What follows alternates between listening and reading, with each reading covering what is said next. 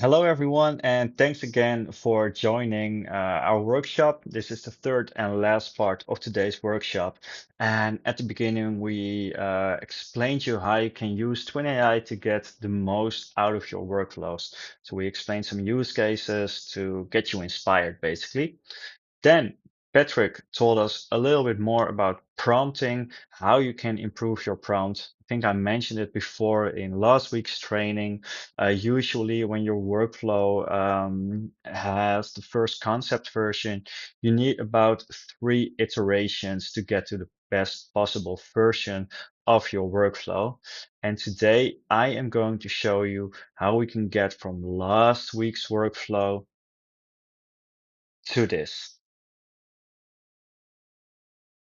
So as you can see over here, I added some more templates to give the workflow a bit more body. Patrick might have mentioned it already, and I know for sure that I mentioned it last week as well. Try to implement 3 to 6 great examples in your workflow to train your workflow. So in this example over here, I added 4 templates per chapter. And then when you scroll down a little bit, you can see that I added a block send mail to, and I added a different block to write the subject of the email. So in last week's workflow, we just ran the workflow by clicking on the button over here. Today, I want to show you how you can trigger your workflow with a form. So I've built this form, coaching talk to personal development plan. You can share this form with the coach. It can upload the coaching talks themselves. They can add their email address or perhaps the email address of the person who's going to write the personal development plan. And last but not least, they can add the name of the coach over here. Obviously, you can edit this form any way you want. This is just an example, but today I'm going to show you how you can build a form that triggers your workflow so you can make it publicly accessible. So in last week's workshop, I explained to you how you can connect a template to a prompt block. I also explained to you how you can add the talent in the prompt itself and connect it as a settings item to this prompt over here.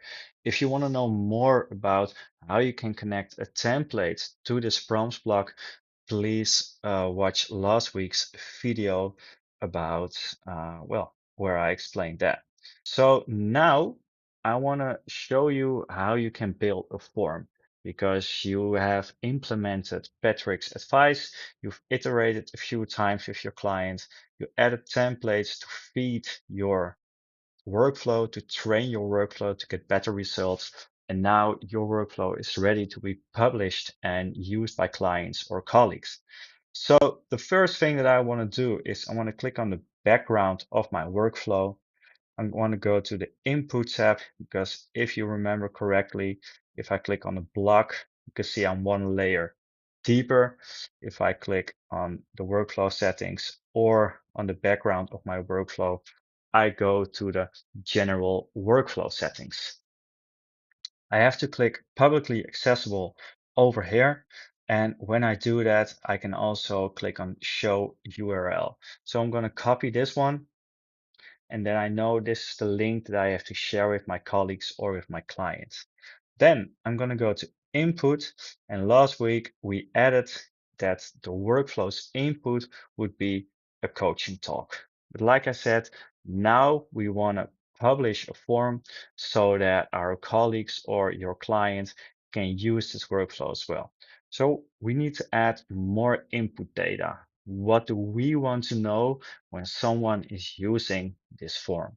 So in this specific case, I want to know which coach did the coaching talk.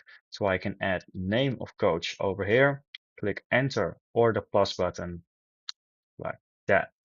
What I want to know as well is the email address of either the coach or the person who's going to write the personal development plan. So I'm just going to add email address over here. I think in English it's with 2 Ds.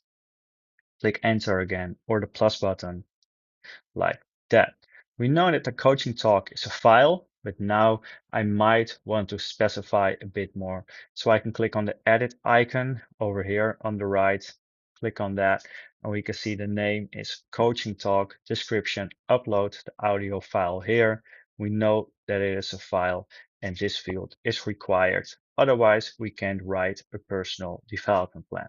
So I'm going to click on save over here, and we just added email address and name of coach. I'm going to click on the edit icon again.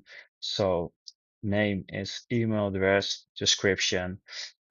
This is the email address of the coach. All right. Then input type, it will be a text because the email address obviously is a text. Is this field required? Yes, it is required. So I'm going to click on save over here. And we have the name of the coach and click on the edit icon again.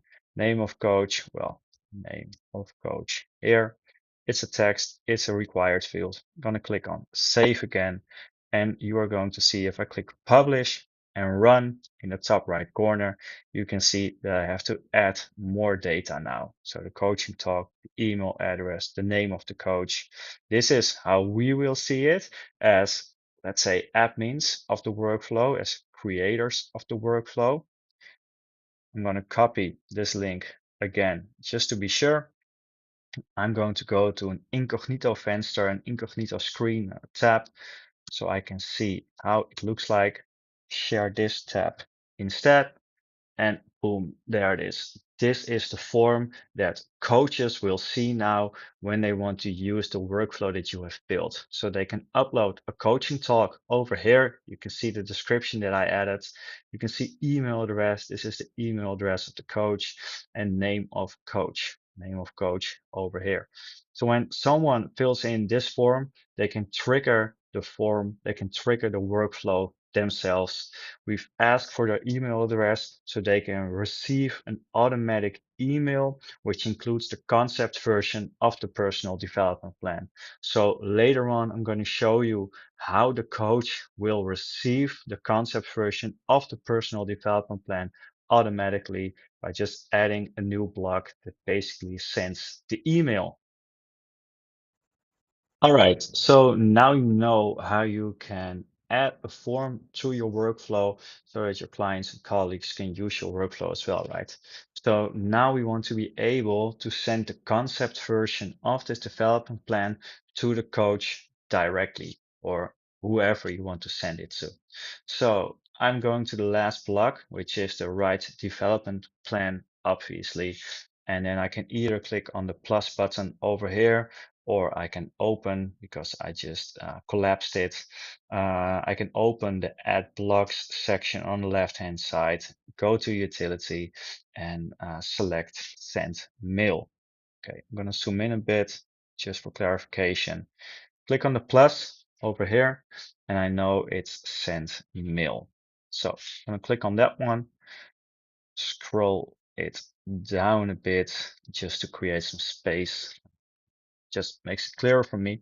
So two, I'm in the send mail block. I'm automatically in the input tab. I'm gonna go to general, send mail to coach.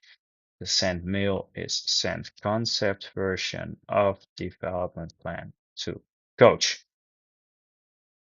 Space. Go to input and the two. Well, who do we send? Who do we want to send this email to? This will be the coach. Like I just explained in the previous part, we added in the form that the coach should add their email address, so I can click on connect data source.